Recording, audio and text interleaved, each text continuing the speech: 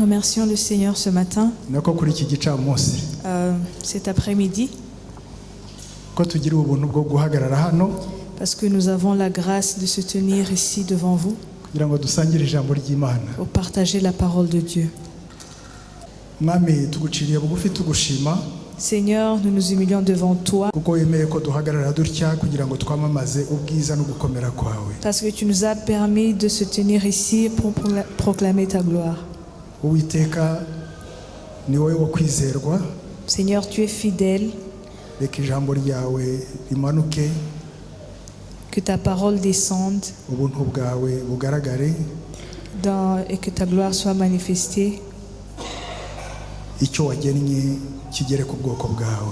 Et que ce que tu as prévu, que ton peuple puisse le recevoir.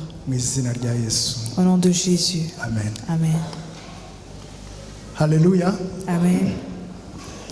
Nk'uko umuyobozi mugenzi wanjye Gilbert, uyu musore mwabonye wari uhagaze hano yitwa Gilbert. Comme le modérateur Gilbert, celui qui se tenait ici. Nawe n'umwe muri babo dufatanyije uwo murimo. Il fait partie des enseignants aussi de l'Ecodim.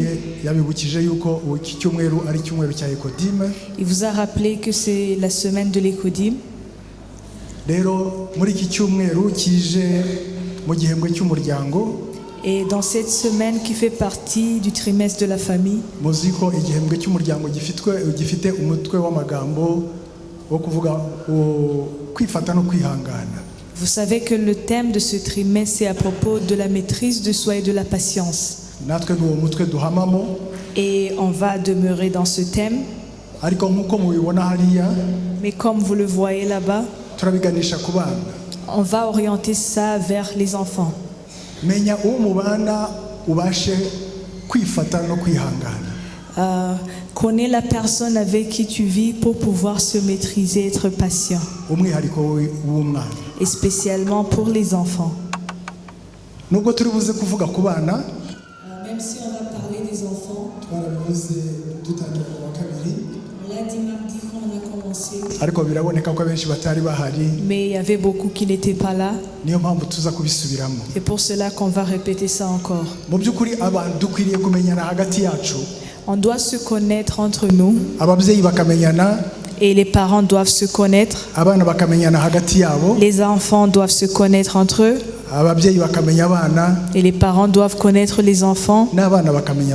Et les enfants doivent connaître les parents.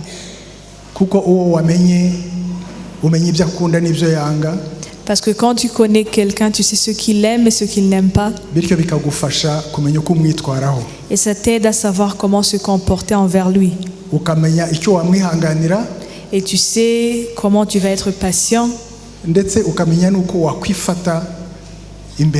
Et comment est-ce que tu vas te maîtriser devant cette personne.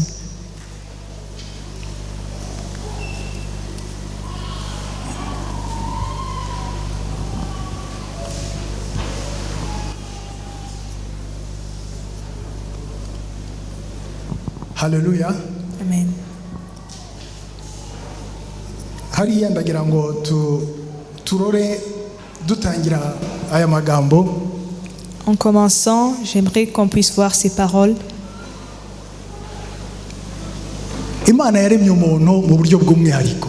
Dieu a créé l'homme d'une façon spéciale. Comme nous le voyons dans Psaume 139, verset 1. On a été créé d'une façon spéciale. Il n'y a personne qui ressemble à d'autres. Chaque personne est unique devant Dieu. Sache que tu es unique devant Dieu. Tu n'es pas une copie de quelqu'un. Dieu a son amour et un plan merveilleux envers toi. Mais même si c'est comme ça, il y a des similitudes parmi les gens.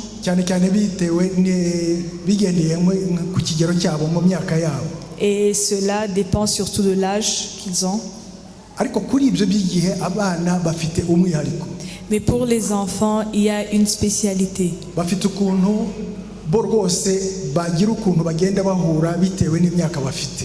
Et il y a une façon dont ils se ressemblent selon l'âge qu'ils ont.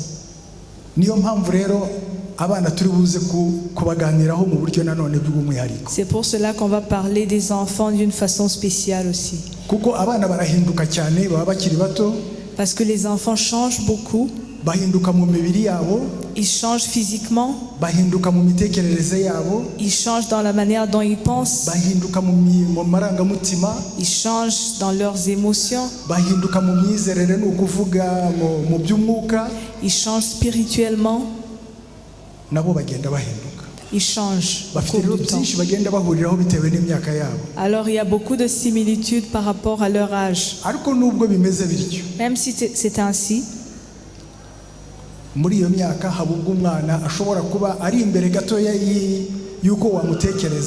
un enfant peut être avancé par rapport à son âge, ou il peut être resté derrière. Il peut même être arrivé à un certain niveau. Et après tu vois que l'enfant commence à tourner en arrière à cause de certaines raisons. Peut-être que quelque chose l'a blessé, quelque chose l'a traumatisé d'une certaine manière. Alors il faut faire vraiment attention.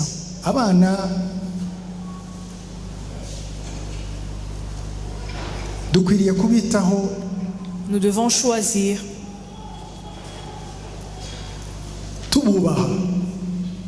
Nous devons faire des choix avec respect, en étant patients, en leur montrant l'amour qu'on a envers eux, et en faisant beaucoup de précautions.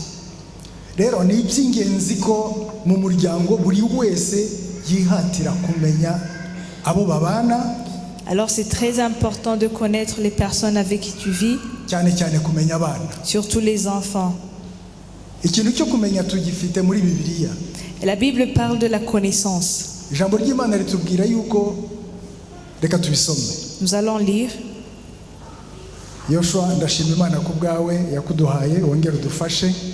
Remercions le Seigneur pour Papa Joshua, il va nous aider.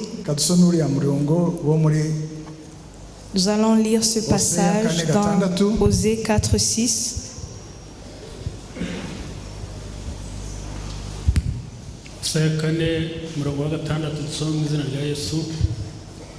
ubwoko bwanjye burindiwe buzize kutagira ubwenge. Ubwo uretse ubwenge nanjye nzakureka we kumbera umutambyi. Ubwo wibagiwe amategeko y'Imana yawe nanjye nzibagirwa abana bawe. Amen. Amen. Hallelujah. Amen. Twihatire kumenya. Cherchons à avoir la connaissance, de se connaître entre nous.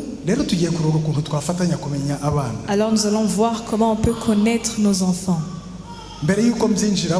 Avant de commencer à expliquer ça,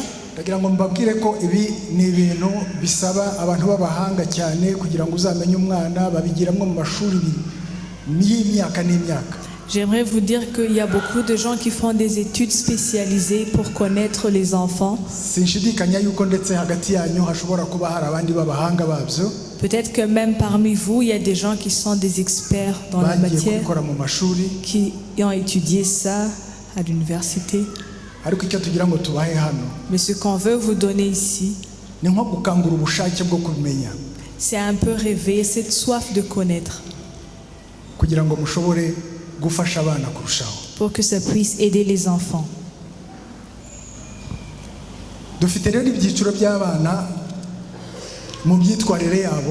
Alors nous avons plusieurs catégories des enfants.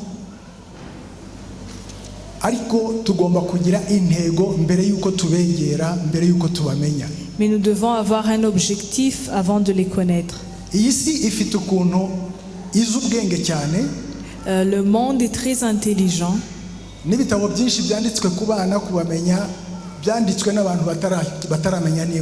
Et beaucoup de livres qui ont été écrits à propos des enfants ont été écrits par des gens qui n'étaient pas des chrétiens.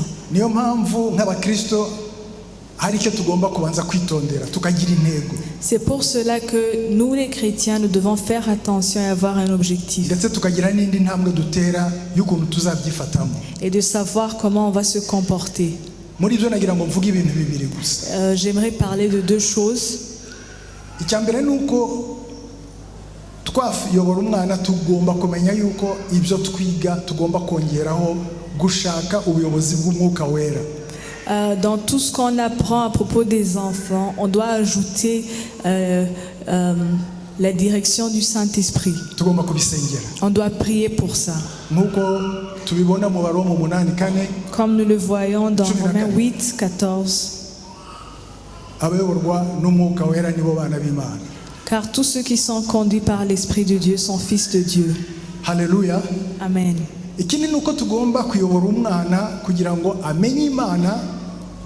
Et nous devons diriger notre enfant dans la connaissance de Dieu, dans la crainte de l'Éternel, et de suivre ses commandements, et de connaître sa puissance. Nous allons lire ces versets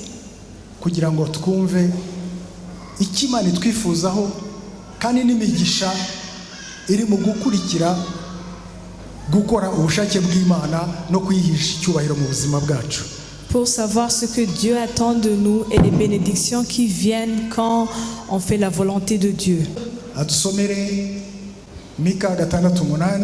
Michée 6, verset 8. Et Apocalypse 3, 8. Mika 6:8. Yewe mwana w'umuntu we, yakweretse icyiza icyo ari cyo. Icyo Uwiteka gushakaho ni iki? Ni ugukora ibyo gukiranuka no gukunda kubabarira no kugendana n'Imana yawe wicisha bugufi. Amen. Amen. Nzi imirimo yawe, dore nshyize imbere yawe urugi rukinguye kandi ntawe ubasha kurukinga, kuko ufite imbaraga nke nyamara ukitondera ijambo ryanjye, ntiwihakane izina ryanjye. Amen. Amen. Muri Mika twumvise yuko hari icyo Imana idushakaho. Dans Michée, nous avons entendu ce que Dieu attend de nous. Nuko dukiranuka, c'est qu'on puisse pratiquer la justice, tukagenda mu buzima bwo kubabarira, qu'on aime la miséricorde, tukagenda n'Imana yacu duciye bugufi, et qu'on marche humblement avec Dieu. Naho mu byahishuwe, et dans Apocalypse, Imana yacu tubwira yuko iratubona izi ko turi abanyantege nke. Dieu nous dit qu'il sait que nous sommes faibles. Ariko nubwo turi abanyantege nke, mais même si on est faible, ngubwo tuyikiranukira tukayigandukira tukayihisha Imana izina ryayo icyubahiro. Parce qu'on a gardé sa parole, on n'a pas renié son nom. Ngwishyize imbere yacu urugi rutazafungwa. Il met devant nous une porte ouverte. Alléluia. Amen. Gutabarwa n'Imana. Le secours de Dieu. Rero twegera umwana tumumenye ariko dufite aho tumuganisha nuko yubaha Imana akaba mu biganza byayo akayubaha nayo azayiboneraho umugisha. Alors faisons un effort de connaître nos enfants, mais aussi en les dirigeant vers la connaissance de Dieu pour qu'ils puissent l'honorer, qu'ils puissent les bénir. Alléluia. Amen. Rero bya byiciro by'abana twavugaga nibi. Alors il y a les catégories des enfants dont on a parlé. Nibyo twagiye dufata nk'urugero nababwiye yuko ibi ngibi ari ibintu ushobora kuba wagira byinshi hinduraho. C'est des exemples qu'on a pris. Il y a beaucoup de choses qui peuvent changer, qui peuvent être ajoutées.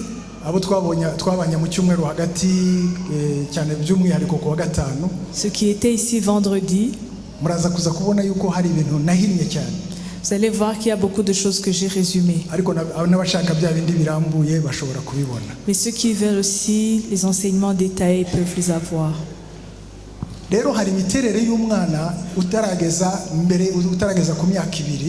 Et les caractéristiques d'un enfant qui a moins de 2 ans. C'est un enfant qui bouge beaucoup, il commence à apprendre à marcher. Il aime monter sur des choses. Il aime tirer des choses, jeter des choses. Il se fatigue vite. yewe n'isuku nke. Il n'est pas très propre. Uwo mwana akenshi habubwo agenda arya ibipfunsi. Des fois, cet enfant peut manger son poing. Ndavuga ibipfunsi by'abantu bakuru. Les poings des grandes personnes. Kuko bamusabye kureka gukora ikintu runaka ariko wagakomeza. Cet enfant peut être battu parce qu'on lui a demandé de ne pas faire quelque chose, mais il continue à le faire. Uwo mwana ahubwo mu gufasha. Et pour cet enfant, il faut l'aider. Kubera ko ariga. Parce qu'il est en train d'apprendre. Rero muri uko kwiga dukwiriye kumufasha. Alors il faut l'apprendre dans son apprentissage. Kandi tukamufasha tutamuhutaza. Et sans le brutaliser. Haleluya. Amen. Tutamuhutaza ahubwo tumufasha kuba yagira ibyago ahabonera. Mais plutôt pour l'aider pour qu'il puisse apprendre quelque chose. Ikindi tubona kuri uwo mwana muri uko kwiga kwe. Et cet enfant dans son apprentissage, ibintu byinshi usanga no gushyira mu kanwa. Il met beaucoup de choses dans la bouche. Gasanga ikintu cyose arashaka kugikoraho. Il veut toucher tout. Atega amatwi cyane. Il écoute beaucoup. Kandi byinshi nyamara ntabisobanukirwa. Et il ne comprend pas beaucoup de choses. Usanga yakanuye areba. Il regarde beaucoup, il observe. Mbega yigira muri izo nzira zose. C'est de cette manière qu'il apprend. Rero kukuntu gushaka gufata ibyo nkuko nari maze kubivuga. Et comme je venais de le dire, umwana dukwiriye kumuba hafi kugira ngo tumurinde icyago yahuriramo nacyo ari ibintu bimugwira ibintu binyuranye. On doit être prêt à l'aider pour qu'il ne puisse pas avoir de problème. Abana bisumbuyeho gatoya kuva ku myaka 2 kugera kuri 3. Les enfants de 2 à 3 ans, abo nabo bafite kandi kumwihariko. Ils ont d'autres particularités. Baba batangiye kumenya kuvuga gato. Ils commencent à apprendre à parler. Ils disent beaucoup de oui, de non. Ils disent je ne veux pas. Rero usanga oya ye iraza niyo yaba yemeye ni oya. Même s'il est d'accord, il va dire non.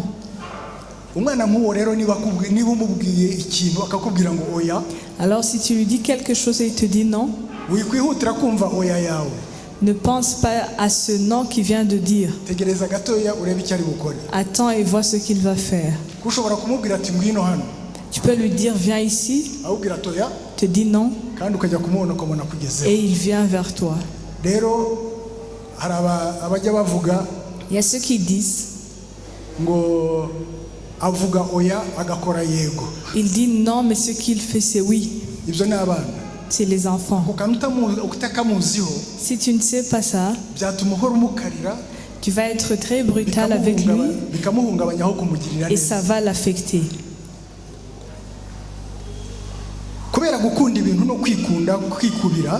Parce qu'il aime les choses et il est très centré sur lui-même. Ils aiment se disputer avec les autres enfants à cause des choses. Ce que son ami a, ça lui appartient. Dans son intelligence, il ne sait pas faire la différence et savoir ça ne m'appartient pas. Tout ce qui est devant lui, c'est ça. C'est à lui. Alléluia.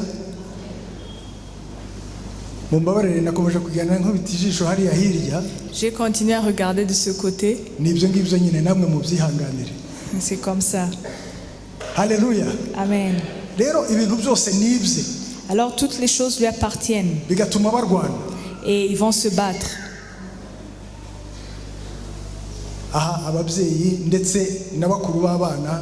Ici les parents et les grands frères ou les grandes sœurs, j'aimerais vous dire quelque chose que vous ne devriez pas faire. J'ai fait ça avec mes enfants, j'aimerais pas que vous fassiez la même chose. Et les enfants se battent. Et celui qui a tapé l'autre, je lui dis pourquoi tu l'as tapé? Il a dit il a fait ça. Et je vois qu'il a tapé alors que c'était pas correct. Je l'ai dit au premier culte et je vais le dire aussi ici. pour que ça n'arrive pas à quelqu'un d'autre. Et je lui ai dit, toi aussi tape-le. C'est une très mauvaise erreur. Pour un enfant, il ne faut pas faire ça. S'ils se sont battus, ne juge pas. C'est lui qui a commencé. Ils se connaissent. Essaie de les mettre à côté, qu'ils puissent parler, qu'ils puissent se demander pardon. Nous avons dit de demander le Saint-Esprit de nous diriger. C'est possible. Parce qu'après cette erreur, j'ai fait ça chez moi. Les enfants se sont disputés. Ils se sont battus.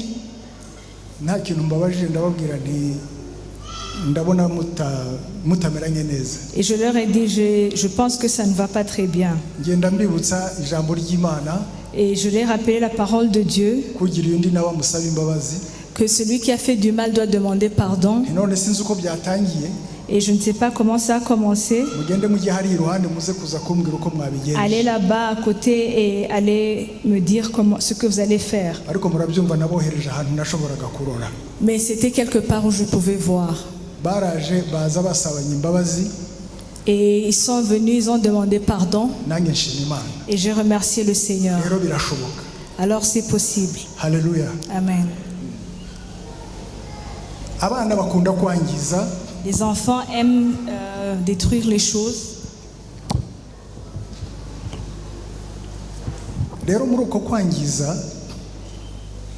Et dans cette façon de détruire,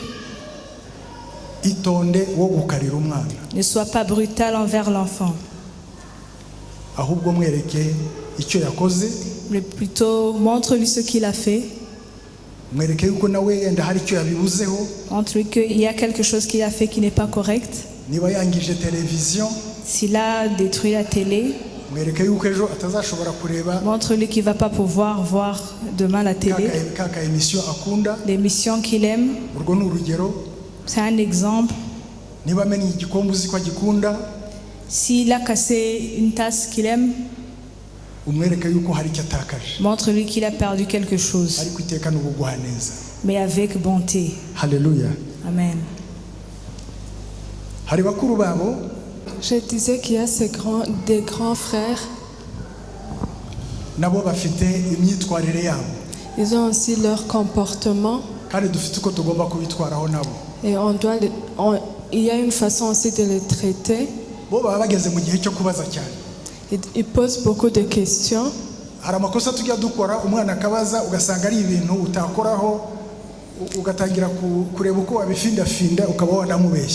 Quelquefois, ils posent des questions qui sont un peu délicates et on cherche comment donner des réponses qui ne sont pas justes.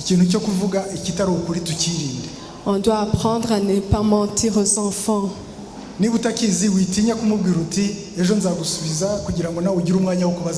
Si tu n'as pas la réponse à la question, tu peux lui dire que je vais poser la question et demain je te donnerai une réponse. Mais on doit éviter deux choses. C'est de mentir et ne pas répondre complètement. Si tu ne réponds pas, lui, il va continuer à poser des questions. Il peut même poser des questions aux autres. Et ils pourront lui donner des réponses qui sont fausses. Que Dieu nous aide. Ils ont aussi l'orgueil.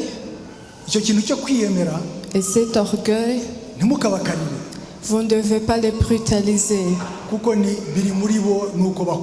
Parce que c'est leur nature, c'est comme ça qu'ils grandissent. Je ne sais pas d'où ça vient, mais je sais, on connaît tous là où ça vient. Parce que notre ennemi est orgueilleux, et c'est le diable.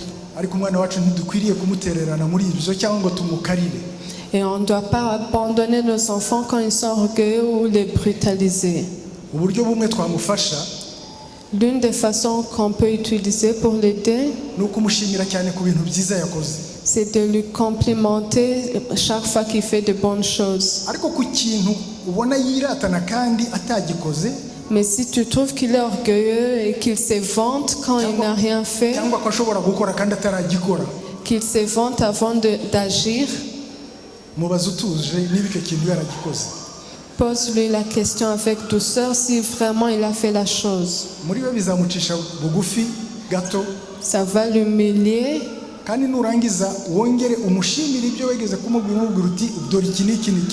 Mais tu peux aussi le remercier pour les bonnes choses qu'il a fait. Et il quittera devant toi sans être frustré. Mais il sera humilié, il sera humble. Et ils aiment Dieu.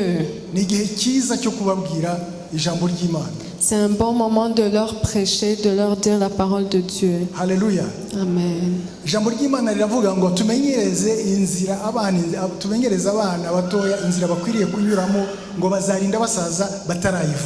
La parole de Dieu dit que nous devons apprendre à nos enfants les chemins qu'ils doivent suivre et ils grandiront et vieilliront sans pour autant aller loin de ces chemins. C'est en Proverbe 22:6. nagira ngo ngire ikintu mbabwira ndashima Imana n'ibintu by'imyaka igera hafi kuri 30. Je veux vous dire quelque chose, je rends grâce à Dieu, ça fait plus de 30 ans. Twari Kinshasa. On était à Kinshasa. Mu muryango wa bene data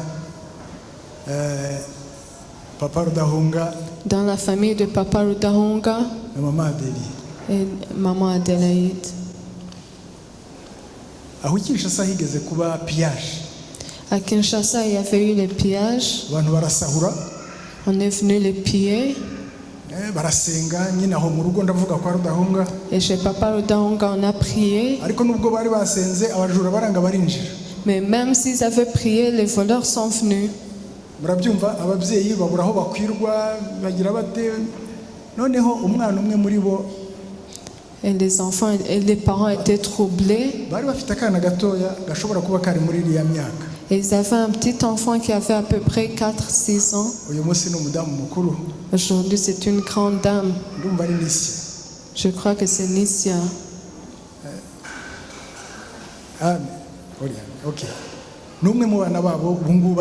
C'est l'un de leurs enfants.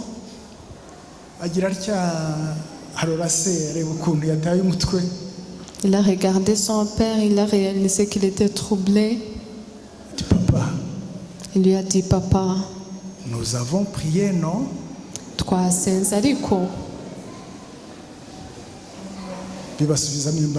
Et ça fortifiait les parents. Même si les voleurs étaient là, ils n'ont rien volé.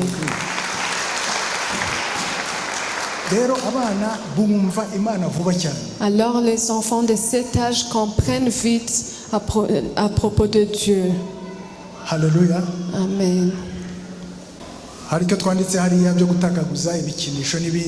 Ils perdent souvent leurs objets, les jouets. On ne doit pas jeter leurs objets. On doit garder ça à leur place. Et ça l'apprendra aussi à gérer et à ranger ses affaires. Il y a aussi les enfants entre 6 et 8 ans. Ils ont de l'énergie.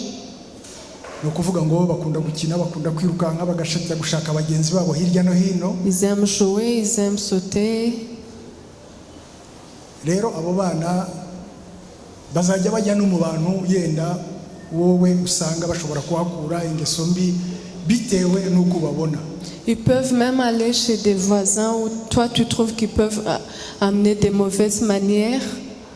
Ni igihe kiza aho kubakarira no kubatuka. Mais au lieu de les brutaliser et de les parler méchamment, ni igihe kiza cyo kujya ubaganiriza ukajya ubabaza ingeso zabo bagenzi babo. Baba babizi aravuga ati uriya akora ibi ku buryo ubwo ashobora kwikurayo cyangwa se akaba yafasha guhinduka kwabo ngabo bana nabo. Mais c'est bien de les poser des questions sur les valeurs de leurs amis et tu peux même les apprendre que ce n'est pas une bonne chose ce que leur ami fait et ils peuvent eux-mêmes prendre des décisions de quitter cet ami. Mais on ne doit pas ôter leurs amis dans leur vie avec force, avec brutalité. Ils observent beaucoup. Kandi bakunda kwigana. Et ils imitent beaucoup.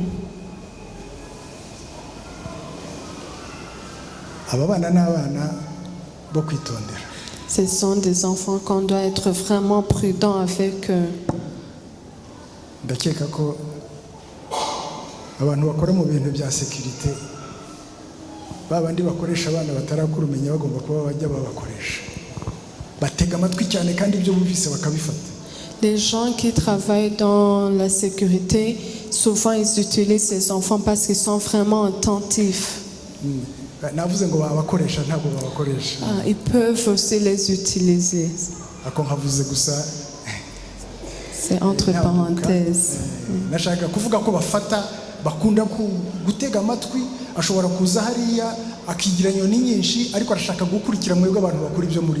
Mais je voulais dire qu'ils sont vraiment attentifs. Ils peuvent faire semblant, mais ils entendent tout, ils écoutent tout. Alors on ne doit pas dire n'importe quoi quand ils sont autour.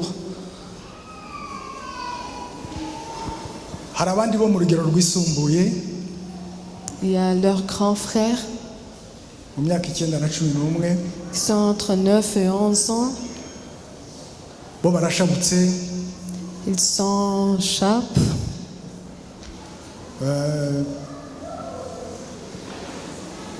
Ils sont éveillés. Mumbabarire nari nzi ko nageze kuri aba ngaba ab'Icyenda na 11 kiriya nari maze kuvuga nibo bakunda kubikora. Haleluya. Rero aba bana ibyabo maze kubivuga kiriya kintu cyo gukunda kuba iruhande rw'abantu bakuru. Ceux de 9 à 11 ans, c'est ceux qui aiment rester tout près de grandes personnes. Bakunda no kuramya cyane. Et ils aiment aussi adorer Dieu. Nicyo gihe cyiza rwose cyo kubigisha abantu bakunda Imana, bakunze Imana kandi bagiye baramya Imana mu buzima bwabo nka Dawidi. C'est un bon moment de les apprendre, ceux qui ont bien adoré Dieu, les exemples de ceux qui ont loué Dieu comme David. Aba bana kubera kugira imbaraga no gukunda kubana na bagenzi babo kujya mu bintu by'imyidagaduro. À cause de leur énergie et de leur façon d'être sociale, on doit les approcher, les guider dans ce qu'ils font. Alléluia. Il y a aussi leurs grands frères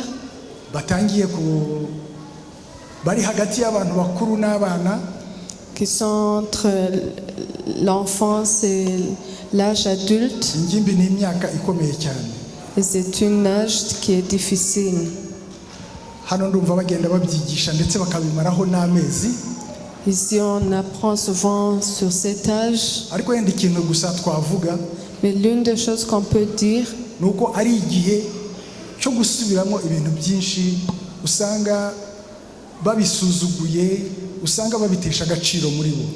ils ne sont plus attentifs, et ils ne font plus ce qu'ils faisaient avant.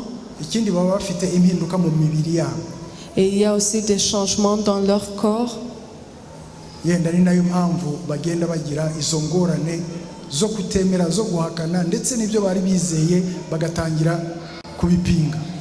Peut-être c'est pour cela qu'ils commencent à douter sur leurs valeurs et sur ce qu'ils ont appris. On doit vraiment les écouter, qu'on ne les brutalise pas, qu'on les donne le temps de parler, de causer avec leurs amis, qu'on leur donne notre temps, habe kuganira bagira icyo bavuga tubumve mbega habe ikiganiro mpaka. Et qu'on ait aussi des conversations, des débats avec eux. Kwirinda kumucecekesha. Et qu'on ne les force pas à se taire. Kwirinda kugira icyo umutegeka. On ne doit pas aussi les ordonner. Ahubwo gukura itegeko ryose cyangwa umurongo ngenderwaho kumukuraho. Mais prendre des décisions, mais avant de prendre des décisions, que la décision vienne d'eux. Hari urugero natanze muri culte ya mbere. Il y a un exemple que j'ai donné dans le premier culte. Ushaka kumuha isaha ntarengwa yo gutaha. Si tu veux leur donner l'heure où ils doivent être à la maison, irinde kwimutekerereza. Tu ne dois pas penser à cette heure. Ahubwo ushobora kuganira nawe. Mais tu peux causer avec lui. Ukamubwira uti harya isaha ubona yaba nziza yo gutahiraho nijoro ni iyihe? Et tu lui poses la question, dis-moi, tu penses que c'est à quelle heure tu dois rentrer? Azatinya kuguha isaha itinze cyane. Il aura peur de te dire une heure tardive. Niyo yaba afite amenyereye gutaha saa 5 z'ijoro, même s'il était habitué de rentrer à 23 heures, azakubwira ati isaha nziza ni saa 1. Il te dira, je crois que c'est à 19 heures que je dois rentrer. Ushatse ndetse wasa n'ubitinza gato. Wasa n'ubitinza gato. Tu peux même ukamubaza ese kubera iki? Tu peux même insister, tu lui dis pourquoi cette heure, kugeza igihe mwemeranya kuri iyo saha. Jusqu'à ce que vous preniez une décision sur l'heure. Alléluia. Amen. Alléluia. Amen. Reka dushime Imana ku bwabo. Nous allons remercier Dieu pour eux. Abana n'abana beza cyane. Les enfants, ce sont des bonnes personnes. Ariko kumenya uwo mubana muri rusange, mais connaître celui que tu vis avec, umwana by'umwihariko, surtout l'enfant, ni iby'ingenzi kuko bifasha kumwumva. C'est très important parce que ça t'aide à le comprendre. Naho waba utemera imyitwarire ye. Même si tu n'acceptes pas ses comportements. Bityo bigatuma umwihanganira. Et ça t'aide à avoir la patience. Ukanamwitwaraho neza. Et à bien te comporter. Rero abo tubana nabo. Alors, notre famille, nubwo twavuze abana cyane, même si on a insisté sur les enfants, twirinde ikintu cy'umwaka. Twirinde kuvugana umujinya. Qu'on apprenne à ne pas avoir de disputes, à être agressif. Ariko kuvugisha umuntu neza, kumwitondera, kumugendera buhoro, si ukuvuga kureka ngo ibintu byijyane. Quand on parle avec douceur, parler avec douceur, ce n'est pas avoir un laisser-aller.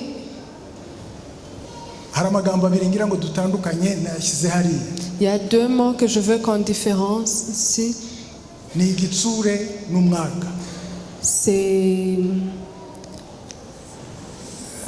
C'est la sévérité. La sévérité et peut-être la méchanceté. Et la méchanceté.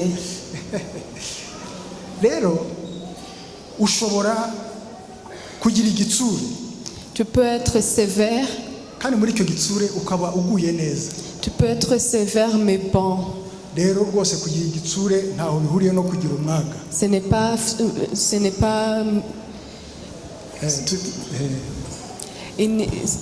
la sévérité n'est pas la méchanceté. Qu'on soit sévère mais qu'on ne soit pas méchant. Je veux qu'on termine sur ce passage. Kwiyemeza kugengwa n'ijambo ry'Imana aho gutegekwa n'amarangamutima. Apprendre à marcher selon la parole de Dieu au lieu d'être dirigé par nos sentiments. Ndasaba Imana ngo bibe icyemezo dufashe muri uyu mwanya. Je prie que ça soit notre décision aujourd'hui. Twibagirwe ikindi cyose twaba twumvise. Qu'on oublie tout ce qu'on a entendu. C'est pourquoi je veux qu'on prie par ce passage. Dans Philippiens 4:8. On va demander à Papa Joshua tugende dutekereza ibyo dusaba Imana ngo iryo jambo rize ritwarire mu mitima yacu rigenge imibereho yacu. Il va lire lentement pour que nous puissions y penser et que ça soit notre prière. Abafilipi 4:8 aravuga ngo ibisigaye bene data iby'ukuri byose, ibyo kubahwa byose, ibyo gukiranuka byose, ibiboneye byose, iby'igikundiro byose n'ibishimwa byose, nihaba hariho ingeso nziza kandi hakabaho n'ishimwe, aba ari byo mwibwira. Amen. Amen. Hallelujah. Amen.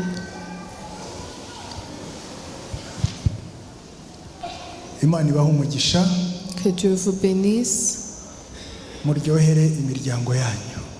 Mettez du goût dans votre famille. Hallelujah. Tugiye gusoza dutya. Nous allons terminer comme ça. Tugiye gusoza dusenga. Nous allons prier. Kuwa kabiri hano, mardi ici, twatangiye ari umunsi mpuzamahanga w'ubucuti.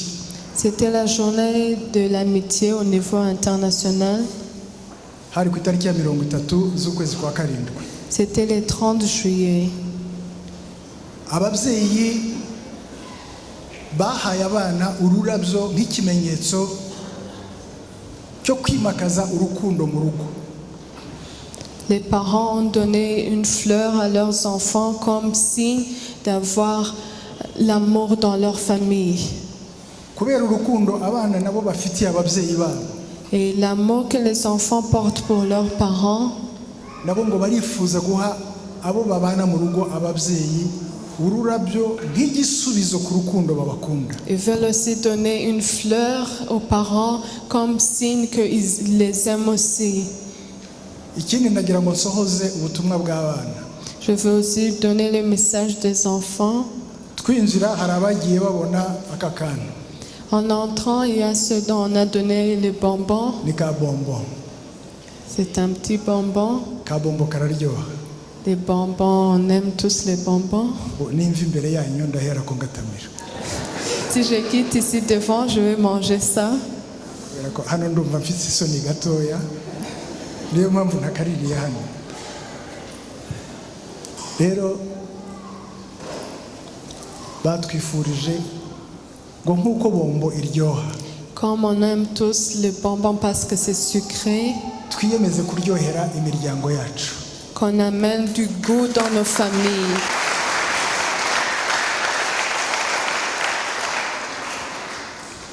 Ndagira ngo nsabe umwana umwe aze hano. Je vais demander à un enfant de venir ici. Ndongera nsabe n'umubyeyi. Je vais aussi demander à un parent.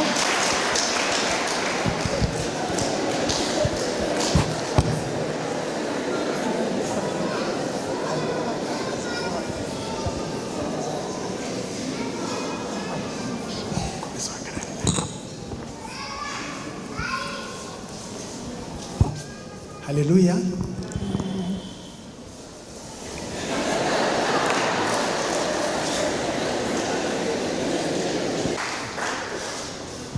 Ndasaba na pasteur aze. Je vais demander aussi au pasteur de venir.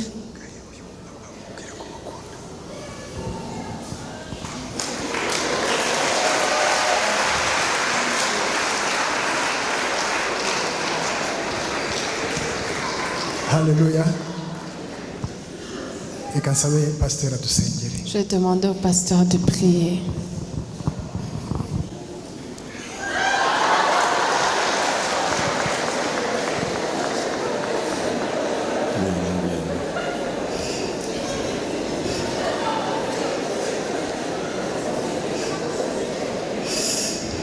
Ngo banguka nyine.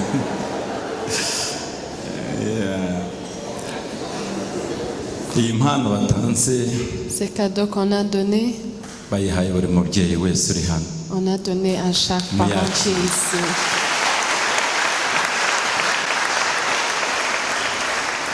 Bombo batanze, Et les bonbons qu'on a donnés, bagerageje kuyiha buri wese winjiye. Ils ont essayé de donner ça à toute personne qui est entrée, ceux qui ont des enfants et ceux qui n'ont pas d'enfants, les célibataires et ceux qui sont mariés, pour que ça soit l'objectif de notre vie, qu'on amène de la joie, du goût dans nos familles. Que tu sois jeune, que tu sois enfant, apprends à amener la joie dans ta famille. Papa, maman, apprenons à amener du goût dans nos familles. Ça peut ne pas être possible pour les hommes, mais c'est possible.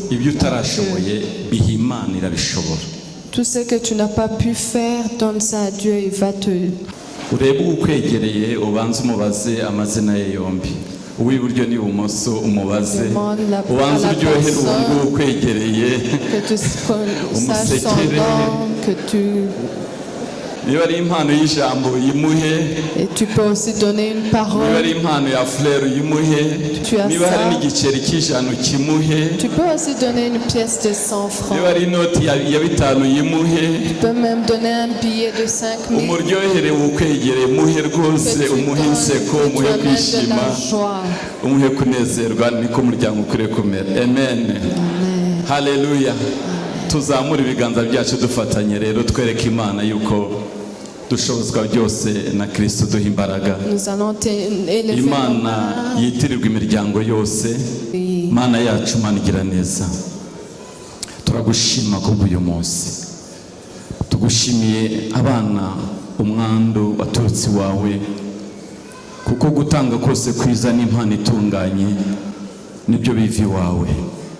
Turagushima ko abari abana b'umugisha kuri twe, uduha ubwenge bwo kubayobora uko bikwiriye, nk'uko Mwami Imana yacu turi abana mu rugo rwa data, tukaba tugufite nka data wa twese uri mu ijuru. Utwihanganira ukatubabarira, waratumenye, uratuzuza intege nke zacu twese, buri wese umutwara bijyanye n'uko ateye, kandi ukamwihanganira kugira ngo uzamugeze ku guhagarara kwiza kwa Kristo Mwami wacu. Niko natwe Mwami Imana yacu umwuka ateye muri twebwe mu izina rya Yesu, umwuka wo guca bugufi, umwuka wo kwihanganirana, umwuka wo kumenyana, umwuka mu izina rya Yesu Kristo atembe mu mitima yacu. Ganza imitima y'abagabo, ganza imitima y'abagore, ganza imitima y'abasore bacu, ganza imitima y'abana bacu, maze Mwami Imana yacu nk'uko dufatanye ukuboko tube Mwami Imana yacu umubiri. Mwami washimye yuko utwereka kwitorera ari umubiri wawe, twese tukaba ingingo kuri uwo mubiri. Shimwe Mwami Imana yacu, tubahesheje umugisha abana bacu nk'uko waduhesheje natwe Mwami Imana yacu. Turabifuriza ibyiza mu itorero, mu miryango ndetse no mu gihugu cyacu. Ubahe gutera imbere mu buryo bwose. Tugukomeye amashyi n'impundu nyinshi. Amen, amen.